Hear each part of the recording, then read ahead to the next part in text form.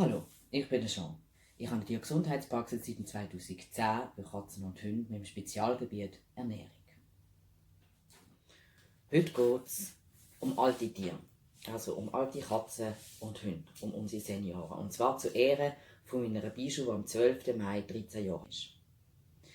Was gibt es Spezielles zu beachten in der Ernährung und wie können wir zusätzlich unseren Senioren, und mit Senioren meine ich nicht den klassischen Senior ab 7-jährig beim Hund oder ab 12-jährig bei der Katze, sondern ich meine Senioren mit artgerechter Ernährung, das heißt mit Ernährung, wo ihren Bedürfnissen als Hund und Katze entspricht, werden viel später sogenannte Senioren.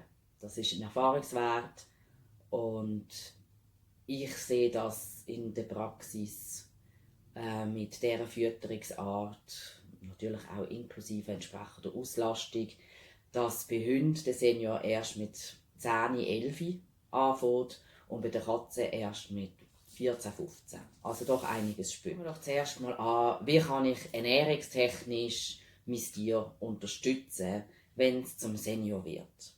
Also, wenn ich bisher industriell gefüttert habe, das heisst, ich habe ja ein Jahr aus Trockenfutter brauche, dann würde ich mit 6, 7, 8, wenn dort das Senior-Alter anfängt beim Hund, das Futter umstellen auf artgerecht. Also allerspätestens würde ich dann anfangen, mit hochwertigem Futter zu füttern. Und mit hochwertig meine ich, dass der Inhaltsstoff von guten Qualität sind. Das heisst, dass man dort auch schon achtet, wie ist das Nutztier gehalten worden.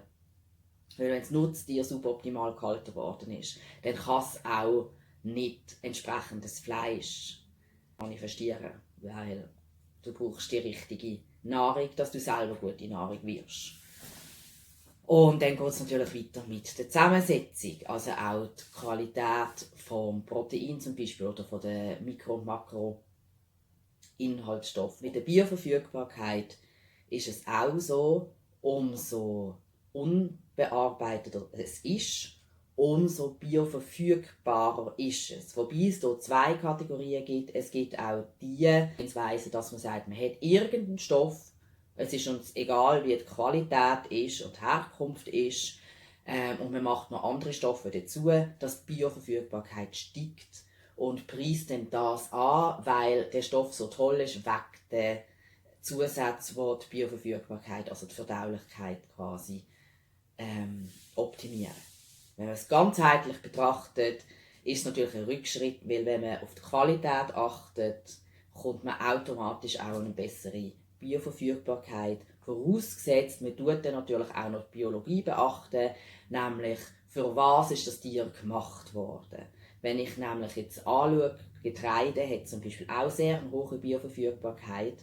Das heisst aber nicht, dass Getreide deswegen die erste Wahl ist als Proteinquelle. Also das Protein hat sehr eine hohe Bioverfügbarkeit vom Getreide, auch beim Fleischfresser. Das heisst aber nicht, dass das automatisch das Ideale für den Fleischfresser und Beutegreifer ist. Dort geht man dann ein Stück weiter und schaut an, wie ist denn der Körper aufgebaut, wie schaffen die Organe und mit welchen Produkten arbeiten sie mit am wenigsten Stress und mit am wenigsten Fehlerquellen. So viel einmal vorausgegriffen. Beim Büsi das gleiche Spiel, auch hier mindestens auf ein Industrie-Nassfutter wechseln. Das macht schon vieles besser beim Büsi wegen dem Wasserhaushalt. Und sonst das Gleiche, was ich gerade gesagt habe. Dann, wenn man das bereits gemacht hat, also wenn man schon in jungem Alter angefangen hat, sich mit Ernährung auseinanderzusetzen oder das Glück hat, dass man zum Tier gekommen ist, das schon so ernährt worden ist, dann kann man noch weitere Punkte dazugeben, um aus einem Senior wieder ein bisschen Jugend rauszukitzeln. Und das merkt man also, egal ob ich von Industriefutter auf artgerechtes Futter wechsle, dann merkt jeder Besitzer, wie sein Tier einfach plötzlich Jahre jünger ist, wieder vitaler ist, etc. etc. Und auch wenn man schon gut ernährt und dann noch folgende Punkte dazu gibt, sieht man auch, wie sie einfach wieder vitaler werden, weil man ihrem Alter entsprechend noch ein paar Optimierungen drauf pimpt. Und zwar habe ich mir wieder Notizen gemacht, dass ich sicher nicht vergesse. Auf der einen Seite, sowohl bei Katzen wie beim Hund, viel Wasser. Senioren sind Senioren, weil ihr Stoffwechsel anfängt langsamer zu arbeiten. Das heisst, die Organe werden ein bisschen, man kann sagen, faul. Sie werden wirklich träge, sie können nicht mehr alles aufnehmen, der Darm kann nicht mehr alles aufnehmen. Es wird auch ein bisschen spröder, ein bisschen rissiger kann man sich vorstellen. Also das heisst, Wasser ist wichtig. Wasser ist für die ganze Verdauung wichtig. Wasser ist wichtig für die Hirngesundheit und auch für die Hirnleistung. Also man weiss, bei einem Wasserverlust von 2%, 2%, das ist nicht viel, hat man bereits Einbußen mit der Verarbeitungskraft im Hirn.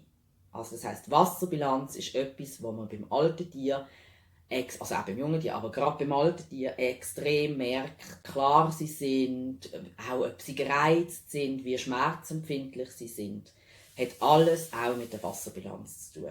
Also wer schon mal in der Geriatrie geschnuppert hat, geschafft hat oder ein Praktikum gemacht hat, dem sagt der Name, also der Ausdruck Wasserbilanz etwas. Weil als ich damals die 3 Monate auf der Geriatrie war, beziehungsweise ich war auf einer Pflegestation, aber das war mehr Geriatrie als etwas anderes, hat man genau dann, wenn man gemerkt hat, die Leute werden ein bisschen dusselig oder es ist schon mal jemand gestürzt, dann hat man sich wieder geachtet, ob die Leute auch anständig trinken, also wie viele Gläser am Tag. Und es war jedes Mal so dass, also es ist nicht so, dass ich in diesen 3 Monaten das extrem oft erlebt hätte, aber mir ist das bestätigt und erzählt und erklärt worden damals schon, dass du immer beobachten kannst, dass genau die Bewohner mit zu wenig Flüssigkeit entsprechende Symptome gezeigt haben. Eben Konzentrationsstörungen, Gedächtnisstörungen oder auch die Wahrscheinlichkeit zum Umkehren, die höher wird, weil man weniger konzentriert ist. Und die Leute, die genug getrunken haben, haben das wesentlich weniger gehabt. Und wenn du dann geschaut hast, dass die zu wenig getrunken haben, wieder mehr getrunken haben oder auf ihre, sagen wir, 8 Gläser gekommen sind pro Tag, dann war auch dort sehr klar sichtbar gewesen, wie sich das Wesen verbessert hat. Genau. Und beim Tier ist es nicht anders. Es sind auch nur Säugetiere. Oder wir sind auch nur Säugetiere. Also viel Wasser. Und das heisst, man darf wirklich bei jeder Fütterung noch gutes Wasser dazugeben. Man schaut auch, dass immer der Napf gut gefüllt ist. Und das ist auch etwas, man muss jetzt auch nicht Panik schieben, wenn man merkt, dass eigene Tiere im Alter davon mehr trinken. Das muss nicht immer gleich heißen, dass etwas mit den Nieren ist oder dass sie Schmerzen haben. Es kann auch einfach sein, dass sie ihren Mehrbedarf abdecken. Also auch dort kommt es wieder mal aufs Maß drauf an. Oder auch auf die Temperaturen. Wenn es warm ist, trinke ich auch mehr. Oder wenn ich viel rede, trinke ich auch mehr. Dann eben hochwertiges Protein, das habe ich schon angesprochen.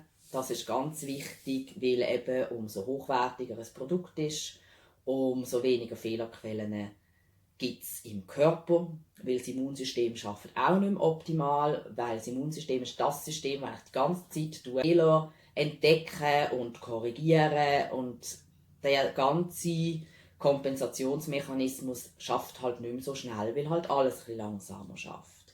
Dann Gemüseration erhöhen. Also wenn ich zum Beispiel Barf oder wenn ich Fleischdosen gebe, die schon recht Fleischanteil haben, dann darf ich dort wirklich einen rechten Anteil an Gemüse dazugeben. Ich habe die beste Erfahrung gemacht mit etwa 10% bis 20-30% Gemüseanteil erhöhen. Durch das wird natürlich auch der Ballaststoffanteil automatisch erhöht. Bei der Katze, also das war jetzt bei der Hund, bei der Katze würde ich auf 10, maximal 15% den Gemüseanteil dann erhöhen. Dann haben wir auch wieder mehr Ballast. Das ist auf der einen Seite die Nieren entlasten, es entlastet aber auch das Ganze, also der ganze Verdauungstrakt, der ganze Dickdarm vor allem auch, weil es eben hilft, dass der Kakibolle entsprechend die Form und Konsistenz hat, dass man nicht mega fest muss drücken und der Kotabsatz so auch nicht schmerzhaft ist. Da kann man zum Beispiel auch dem entgegenwirken. Dann hilft es auch beim Säurebasenhaushalt. Und dann kommt es natürlich darauf an, was für Gemüsesorten ich natürlich auch aussuche. Ich empfehle immer vor allem purinarme Gemüse, weil dort halt auch wieder der Säurebasenhaushalt positiv beeinflusst wird.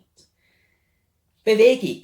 Ganz viele Leute haben das Gefühl, mein Hund ist jetzt alt, der hat jetzt seine Pension verdient, jetzt muss ich mich nicht mehr mega bewegen. Aber Bewegung ist elementar.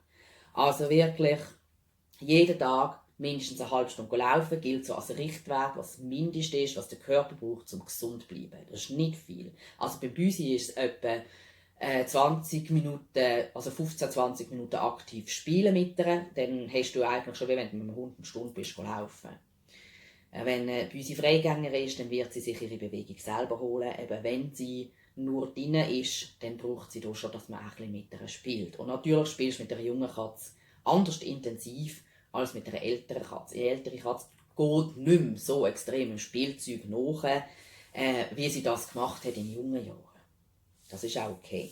Wichtig ist, dass da eine konstante Bewegung bleibt. Beim alten Hund ist das fast noch wichtiger als beim jungen Hund, der auch einfach einmal rumfaulen kann. Also nicht, dass das der alte Hund nicht auch dürfte. Doch dort ist die konstante Bewegung, also das tägliche, mindestens eine halbe Stunde am Stück bewegen am Tag, wichtig, damit der ganze Skelettapparat rund laufen kann. Also wer das Video gesehen hat, Osteopathie, wo ich Astrid Ramsay interviewt habe, sie auch nochmal auf Bewegung ein und was für einen Unterschied das machen kann. Also es lohnt sich auch, das nochmal anzuschauen. Ich werde es auch hier oben in die Infobox machen, dass ihr das gar nicht anklicken. Grunderkrankungen beachten. Das heisst, wenn ich eben weiss, mein Tier hat das ganze Leben Mühe mit dem Pankreas, dann sollte ich auch schauen, dass ich nicht nur ein Pankreas, sondern auch eine Leberdiät mache. Die ist sehr, sehr ähnlich, es gibt ein paar Unterschiede. Dort fragt ihr dann auch eure Fachpersonen. Krebs ist immer ein grosses Thema, umso älter der Organismus wird. Es gibt verschiedene Theorien, warum Krebs passiert. Es ist wirklich ein Thema, das ich noch in einem separaten Video anschauen möchte. Ich habe hier nicht die klassische Schulmeinung, die die meisten kennen. Ich sehe das Ganze ein bisschen ganzheitlicher an und ich kann schon mal so weit vorausschmeißen. Ich habe vor 3,5 Monaten, ich muss noch das Datum genau aussuchen, Tumor an der Gesäugeleiste von der Bischof gefunden. Etwa Zentimeter für Zentimeter, aber nicht abgekapselt, also höchstwahrscheinlich ein bösartiger Tumor. Ich habe mich dann dagegen entschieden, irgendeine Punktion zu machen oder das nur schon rauszuoperieren, weil ich musste sagen, die Hündin wird gleich 13 und die ganzen Umstände, die allein eine Operation und eine Narkose mit sich bringt und die lange wieder also wieder Gesundheitsphase, sagen, nein, ich entscheide mich ganz bewusst dagegen, das rauszuoperieren und ich habe gestern den Tumor gesucht, ich wollte ihn kontrollieren. Ich habe die ganze Milchleiste abgesucht, ich habe ihn nicht gefunden. Wie das passiert ist, weil natürlich habe ich auch etwas gemacht. Und ob das natürlich so bleibt, das kann ich euch noch fortlaufend erzählen. Ich kann auch hier wieder vorausschießen, dass ich in den im Juni sind es 11 Jahre Praxiserfahrung, ist es nicht das erste Mal, dass das passiert. Wenn es beim eigenen Hund passiert, ist es dann gleich so, oh mein Gott, ich kann es nicht glauben. Also ich schaue jetzt irgendwie 5-mal am Tag die Säugeleiste ab und suche den Tumor und er ist einfach nicht mehr da. Also es ist toll. So Wunder passieren immer wieder in der Alternativmedizin. Was ich unter anderem gemacht habe, und da können wir jetzt gerade wieder umleiten, ist die Anti-Inflammatory Diet. Also das heisst anti-inflammatorische Diät oder auch, also man kann es anti-entzündlich, wäre die deutsche Übersetzung. Wenn man es aus der TCM anschaut, ist es noch spannend, weil es heisst, es kommt von Flammen, also es ist dann wirklich so die Anti-Flammenentzündung, könnte man es jetzt auch übersetzen. Jetzt fährt gerade ein Krankenwagen durch und jetzt hören wir das Konzert von meinen Hunden.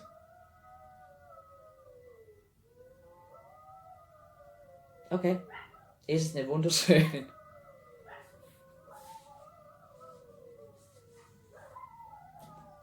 Okay, ich glaube, man hört mich trotzdem. Ich rede jetzt einfach mal weiter und im Hintergrund haben wir Jade, Nika. Bijou ist die so ganz, ganz fein macht.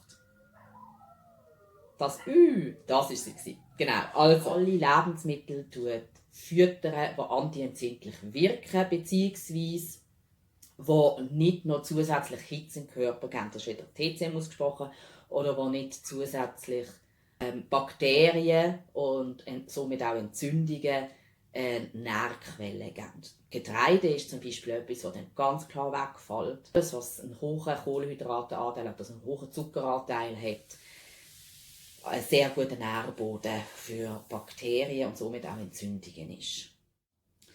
Wenig Knochen ist auch etwas, obwohl der Kalziumbedarf oder überhaupt der Mikrobedarf, also der Bedarf an Spurenelementen, Mineralen, also Mengenelemente und Vitamine steigt, also es verdoppelt sich grundsätzlich und doch gibt man weniger Knochen, weil Knochen schwer verdaulich sind und schwer verdauliches dann eben wieder ein Stress ist für den Organismus. Da ist auch die Erfahrung, hat der Hund sein Leben lang grobe Knochen bekommen, dann kann man das auch im hohen Alter immer noch geben. Wenn es bisher 2-3 Mal in der Woche war, dann vielleicht nur noch einmal in der Woche und den Rest kann man dann zum Beispiel mit Calciumcitrat den Knochenanteil auffüllen oder ich bin ein Fan von Poulet-Hals.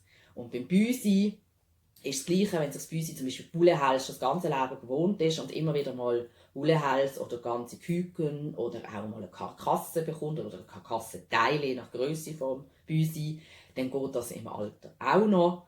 Oder einfach ein bisschen weniger, beziehungsweise beim Büsi mache ich eigentlich nicht den Intervall, sondern ich empfehle immer, dass man die Menge minimiert.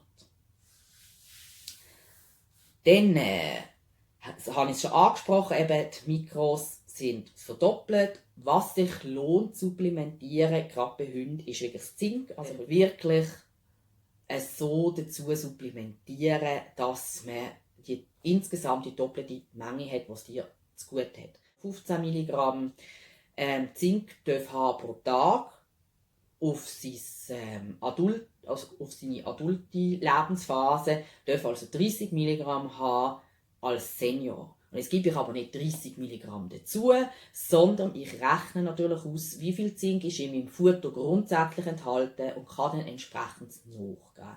Auch hier, immer wenn ihr Sachen einzeln supplementiert, das gehört in Fachhand. Auch wenn es etwas ist wie Zink, wo beim Hund und bei der Katze eigentlich nicht gross überdosieren kannst. Auch hier, weil du hast immer Gegenspieler, das heisst, du hast bei allen Mineralien hast du immer andere Mineralien, die beeinflusst werden, ein Kombipräparat nehmen. Das heisst, ich nehme Vitamin- und Mineralienpräparat, am besten eins, das beides hat, gezielt, wo ein ganzheitliches ist, weil die sind so aufgebaut, dass sie sich nicht gegenseitig triggern und dass im Körper nicht am Schluss irgendein Mangel passiert oder ein Überschuss. Vitaminpräparat ist auch etwas, was ich aber auch beim alten Hund immer kurweise machen würde. Damit wir dort nicht eine Gewöhnung haben, dass der Körper das einfach rausspült mit viel Trinken. Genau, das ist so das, was man sicher ernährungstechnisch verbessern kann und anpassen. Und dann kommen noch ein paar Sachen im Alltag dazu, die dem alten Hund helfen kann. Und zwar, was, wenn der Hund blind wird oder wenn das Augenlicht schwindet. Da kann helfen, wenn man in jungen Jahren schon im Hund Flexibilität gezeigt hat. Bei Büsis ist das meistens sowieso schon gegeben, wobei auch hier nicht. Also ich würde das auch beim Büsi machen. Und zwar umstellen daheim. Sofa umstellen, Zimmer umstellen. Und wenn es nur ist, dass man vielleicht einfach die Stühle anders anstellt, ohne dass man den ganzen Raum umstellt. Aber umso mehr sich das Tier gewohnt ist, dass nicht immer alles am gleichen Platz ist, umso flexibler ist es dann auch im Alter, dass es sich A, schneller neu orientieren kann, wenn Sachen nicht am Ort sind, wo man sich gewohnt ist. Und B, das Hirn und das Hirn sich einfach gewohnt ist, damit umzugehen, dass nicht immer alles gleich ist. Und dann ist es natürlich gerade bei Hunden so, dass er lang den Augenlichtverlust mit der Nase kompensieren kann. Auch das Büsi kann das recht, weil sie haben beide relativ spät die Augen offen. Die kommen beide blind auf die Welt und schmecken zuerst und tasten zuerst, bevor sie sehen. Nach dem Sehen kommen dann die Ohren. Und entsprechend, wenn man das weiss, wie dort der Ablauf läuft, weiss man auch, immer der Sinn, der natürlich zuerst da ist, der, der am stärksten ausprägt hat, allein schon weil wir uns zuerst auf das verloren haben. Und auch den Geruchssinn können wir fördern. Beim Hund geht das einfach mit dem Teebeutel-Spiel. Und zwar nimmt man einen Teebeutel und macht, ich nehme immer so 3 verschiedene Sorten, 3 verschiedene Teesorten, nimmt je Teesorte 2 Beutel, eins macht man in so ein Chlorröllchen, eins kann man so behalten, man kann auch beide in ein Chlorröllchen machen, ein Chlorröllchen versteckt man irgendwo im Haus und das andere zeigt man als Duftnote. Und das baut man natürlich langsam auf. Wie man so Sachen aufbaut, ist dann ein Video, das ihr sicher noch immer auf einem Kanal findet oder das ihr in der Hundeschule sogar kennt. Oder wenn ihr wollt, schreibt in den Kommentaren, ob ich euch das noch sagen soll, wie man das am einfachsten aufbaut. Damit der Hund dem Geruch folgen kann. Also so eine Art Fährte. Und das ist etwas, das könnt ihr daheim machen, das könnt ihr draussen machen. Und durch das wird einfach auch trainiert, dass, also das Ziel ist, dass dann natürlich, wenn du jetzt zum Beispiel eine Pfefferminze, eine Kamille und einen Hagebuttentee hast, du nimmst das Hagebuttenröhrchen oder wo das Hagebutten Teebeutel drin ist, gibst es dem Hund, dass er daran schmecken und er sucht nachher das Hagebutten. Also das Ziel ist, dass er den Hagebutten sucht, wenn du die Hagebutten hast, Pfefferminze, Kamille bei Kamille. Und am Anfang machst du das vielleicht einzeln, nachher kannst du die alle zusammen und dann müssen differenziert das holen. So übt der Hund auch mit dir gezielt seine Nase einzusetzen und auch da ist, umso besser ich sie brauche, umso eher kann ich nachher auch die Fähigkeiten vertiefen und wenn umso vertiefte Fähigkeit ist, wenn sie schwindet, ist sie immer noch besser, als wenn sie nie vertieft gewesen wäre. Genau, deswegen kann das dort auch helfen. Dann haben wir natürlich noch die Ohrengeschichte, das ist bekannt. Und zwar ist dort, was uns sehr hilft, wenn man eben nicht nur Hörzeichen hat, sondern auch Sichtzeichen. Das heisst, man übt auch manchmal nur die Sichtzeichen. Also die meisten kennen das als Sitz. Bei mir, ich arbeite mit Dummy-Leute machen die Sitze so. Man kann natürlich auch individuell zeichnen, aber für jedes Sichtzeichen gleichzeitig ein Hörzeichen geben und natürlich auch mit dem Körperspruch arbeiten. Umso mehr das Tier sich dann auch gewohnt ist, dass wir aktiv unseren Körperspruch nutzen, umso mehr können wir das Tier im Alter dann auch abholen. Bei Katzen funktioniert das auch. Mein Kater konnte sitzen, Platz und das Pfötchen geben und ist gekommen, wenn du gerufen hast. Also das ist apportieren hätte er auch können. Bei Katzen geht es auch. Dort ist dann halt auch die Frage, wie viel Zeit investiere ich, wie wichtig ist mir das. Weil die meisten sagen bei der Katze, okay, sie ist so selbstständig, sie kann das sowieso gut adaptieren. Vor allem, wenn sie rausgehen. Weil sie natürlich, wenn sie draussen sind und selbstständig draussen sind, automatisch sich Fähigkeiten aneignen müssen. Entgiften und Darmaufbau ist immer ein Thema. Vor allem im Alter, weil gerade Darmaufbau so viel massiv verbessern kann. Es ist ja auch logisch Darmaufbau, damit auch wieder möglichst viel aufgenommen werden kann von dem, was kommt, nahrungstechnisch im Körper. Und entgiften und Entgiftungsorgan dort ein bisschen zu entlasten, beziehungsweise entlasten ist das falsche Wort, weil während der Entgiftung werden das Entgiftungssystem sehr belastet. Deswegen kommt es dort auch ein bisschen darauf an, wie man entgiftet, damit man es dann wirklich auch als Entlastung nutzen kann. Und dort ist auch wieder von einer Fachperson. Und dort tease ich jetzt nicht mehr, weil das ist etwas, was im Krebsvideo automatisch kommt. Dann wünsche ich euch jetzt noch einen schönen Tag, einen schönen Abend oder wenn auch immer ihr das anschaut. Wir fügen jetzt hier am Schluss noch ein paar Bilder von meiner 13-jährigen Bijou ein. Schreibt ihr ein Happy Birthday. Tschüss zusammen.